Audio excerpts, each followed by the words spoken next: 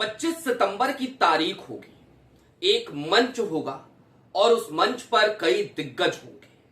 उन दिग्गजों में सबसे बड़ा नाम जगदीप धनखड़ का होगा और जगदीप धनखड़ पहली बार अपनी जबान खोलते हुए नजर आएंगे। उस मंच पर पूर्व राज्यपाल सत्यपाल मलिक का परिवार भी होगा, जिन्हें हालिया दिनों में उनकी मृत्यु के बाद राजकीय सम्मान नहीं मिला। और उस मंच पर मोदी सरकार में कैबिनेट मंत्री उत्तर प्रदेश से आने वाले जयंत चौधरी भी होंगे। क्या है ये पूरी कहानी और कैसे प्रधानमंत्री नरेंद्र मोदी एक तारीख से बेहद डरे हुए हैं, तारीख 25 सितंबर की। नमस्कार, मैं स्वप्निल और आप मुद्दा देख रहे हैं। दोस्तों, आगे बढ़े उससे पहले एक छोटी सी अपील है। बेबाक आवाजों को लगातार परेशान करने का सिलसिला जारी है और उसी क्रम में आज की तारीख में मुद्दा एक गंभीर आर्थिक संकट से जूझ रहा है। हमारे मेन बैंक अकाउंट बीते कई महीनों से फ्रीज चल रहे हैं और हालात ये कि हमारे 28 साल पुराने चैनल को हमसे 2 महीने पहले छीन लिया गया। इन सब के मद्देनजर डे टू डे ऑपरेशंस में हमें काफी मुश्किलों का सामना करना पड़ रहा है। यदि आप चाहें, यदि आप सक्षम हो, यदि आपको बेबाक आवाजें पसंद हो, तो आज की तारीख में मुद्दा की छोटी छोटी मदद जरूर कीजिएगा। आपके स्क्रीन पर क्यूआर कोड है, नीचे यूपीआई का नंबर भी। आगे बढ़ते हैं और जरा अब इस गुत्थी को सुलझाने की कोशिश करते हैं। दोस्तों, 25 सितंबर की तारीख, और दरअसल इस तारीख पर देश भर के तमाम जाट नेता एक ही मंच पर नजर आएंगे। लेकिन उनसे भी कहीं ज्यादा बड़ी बात यह है कि दरअसल इस मंच पर 3 परिवार बहुत मायने रखेंगे। एक परिवार सत्यपाल मलिक का। सत्यपाल मलिक पूर्व राज्यपाल, जो लगातार मोदी सरकार से लोहे लेते रहे, जो अस्पताल के बिस्तरों पर थे तो उनके खिलाफ फाइलें खोल दी गई। सत्यपाल मलिक, जिनके ऊपर ना जाने किस किस तरीके के इल्जाम लगाने की कोशिशें की गई, क्योंकि उन्होंने मुखरता के साथ मोदी सरकार पे सवाल खड़े कर दिए थे। दूसरा परिवार जयंत चौधरी का परिवार। जयंत चौधरी की पार्टी, वो भी इस मंच पर होगी। और तीसरा नाम जगदीप धनखड़ का, देश के पूर्व उपराष्ट्रपति, जिन्होंने आनन फानन में इस्तीफा दिया। इस्तीफे से लेकर अब तक की कहानी एक मिस्ट्री बनी हुई है। ना जाने क्यों दिया, किसके प्रेशर में दिया। हालांकि बहुत सारी बातें छन छन के बाहर आ चुकी हैं, लेकिन जगदीप धनखड़ ने अब तक अपनी जबान नहीं खोली।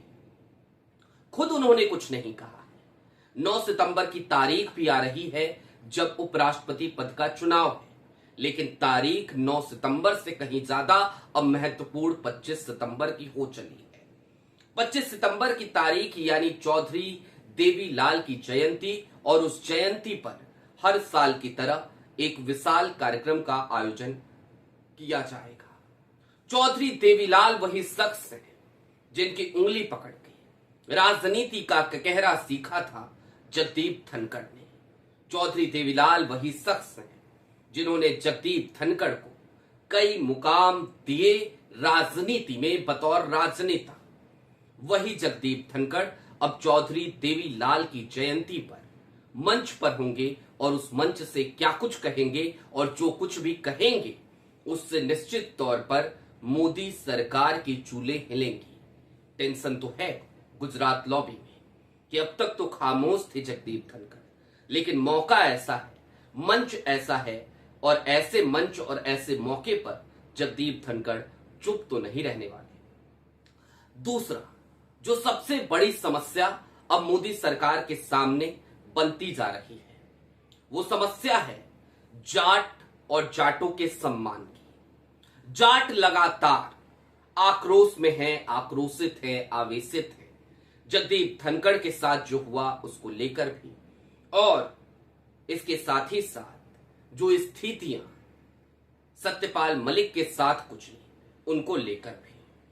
और कौन भूल सकता है कि जयंत चौधरी जो आज की तारीख में कैबिनेट का हिस्सा है, जयंत चौधरी जो खुद को जाटों का बड़ा नेता बताते हैं, कभी जयंत चौधरी पर पुलिस की लाठियां इसी सरकार ने गिरवाई थी। जयंत चौधरी ने अपने सम्मान के साथ समझौता कर लिया, वो एनडीए के सहयोगी बन गए, एनडीए के साथी बन गए। लेकिन आज जो 25 सितंबर की तारीख है, उस मंच पर उनको भी निमंत्रित किया गया है, आमंत्रित किया गया है, और जहां तक इनसाइड इंफॉर्मेशन है, जयंत चौधरी भी उस मंच पर नजर आने वाले हैं। कुल मिलाकर आज की तारीख में परिस्थितियां दरअसल अब उस दिशा में बढ़ चली हैं जहां प्रधानमंत्री नरेंद्र मोदी की मुसीबतें चारों तरफ से बढ़ती हुई नजर आ रही हैं। अब 25 सितंबर की ये तारीख तो थोड़ी दिनों बाद आनी है, अभी उसमें वक्त है, लेकिन उससे पहले तारीख है 9 सितंबर की, उपराष्ट्रपति पद का चुनाव है, और इस चुनाव के मद्देनजर भी काफी सारी साख वो दांव पर लग चली है। क्रॉस वोटिंग की संभावनाएं हैं, और क्रॉस वोटिंग की संभावनाओं के बीच मोदी सरकार की उखड़ती हुई सांसें हैं, अटकी हुई सांसें हैं, माथे पर पसीने की बूंदें हैं, क्योंकि ये जो क्रॉस वोटिंग होगी, ये क्रॉस वोटिंग सिर्फ उपराष्ट्रपति पद के जीत या हार का फैसला नहीं करेगी। यदि ऐसा होता है तो दरअसल मोदी सरकार की साख भी जाएगी, और उसके बाद अविश्वास प्रस्ताव का खतरा भी मंडराने लगेगा।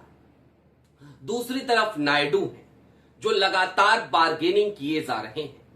नायडू बार बार अपने बेटे को दिल्ली भेज रहे हैं। अभी हालिया दिनों में एक बार फिर दिल्ली पहुंच गए नारा लोकेश, और प्रधानमंत्री नरेंद्र मोदी से मुलाकात करी। तकरीबन 9-10 घंटे पहले की बात है, और आलम ये कि उसकी तस्वीरें लगातार सोशल मीडिया पर घूमने लगी। वैसे भी नारा लोकेश को लेकर लोग आंध्र प्रदेश का सुपर सीएम कह रहे हैं, और ये भी कह रहे हैं कि नायडू की नजर अब आंध्र प्रदेश की कुर्सी पर नहीं है, यानी मुख्यमंत्री की कुर्सी पर नहीं। वो उस पद पर नारा लोकेश की ताजपोशी करवा के दिल्ली आ जाना चाहते हैं, और यदि टीडीपी प्रमुख नायडू दिल्ली आना चाहते हैं तो उनके रास्ते में सबसे बड़ी रुकावट अगर कोई है तो वो गुजरात लॉबी ही है। लिहाजा नायडू भी अपनी तरफ से तमाम योजनाओं परियोजनाओं पर काम कर रहे हैं। वो एक मजे हुए राजनीतिक खिलाड़ी हैं, राजनीति में माहिर हैं, और उनको बेहतर पता है कि कब कौन सा दाव चला जाना है और किस दाव से किसको चित किया जा सकता है। और इन सब के साथ साथ संघ है, संघ जो लगातार बैठकें कर रहा है। जोधपुर में आज से एक बार फिर बैठक का दौर जारी है, और आलम ये कि लोग कह रहे हैं कि शायद राष्ट्रीय अध्यक्ष का फैसला आज संघ की बैठक में ही ना हो जाए। और इन सब के दरमियान नितिन गडकरी है, बागी सांसदों की एक फौज के साथ, जो गाहे बेगाहे प्रधानमंत्री नरेंद्र मोदी और गृह मंत्री अमित शाह यानी कि गुजरात लॉबी के सामने मुश्किलें खड़ी करने का मन बना चुके हैं, ऐसा लोग कहने लगे हैं, क्योंकि नितिन गडकरी के सामने अभी मुसीबत खड़ी की गई थी। हालिया दिनों में आपको याद होगा, एथेनॉल के मसले पर लगातार नितिन गडकरी को घेरा गया, और कुल मिलाकर ये तमाम समीकरण कहीं ना कहीं उसी दिशा में बढ़ चले हैं जहां पर यह कहा जाता है कि मुसीबतें आती हैं तो चारों तरफ से आती हैं, और प्रधानमंत्री नरेंद्र मोदी के साथ भी यही हो रहा है। आपकी क्या राय है, कमेंट बॉक्स में जरूर बताइएगा। अभी के लिए दीजिए इजाजत। ऐसे ही तमाम अपडेट्स, तमाम डेवलपमेंट्स के लिए जुड़े रहिए मुद्दा के साथ। और चलते चलते फिर वही अपील है दोस्तों, मुद्दा इन दिनों डे टू डे ऑपरेशंस में काफी मुश्किलों का सामना कर रहा है।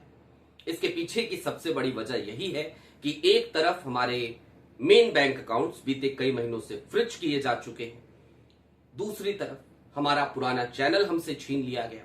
ये नया चैनल है, नया सब्सक्राइबर बेस है, मुश्किल से 1 महीने से हम इस चैनल पे काम कर रहे हैं, तो इस पे उतना रेवेन्यू भी अभी हम जनरेट नहीं कर सकते। मुद्दा एक संस्थान है, लिहाजा संस्थान के अपने खर्चे भी होते हैं। यदि आप चाहें तो छोटी छोटी मदद मुद्दा की जरूर कीजिएगा उसके मुश्किल हालात में। बहुत शुक्रिया।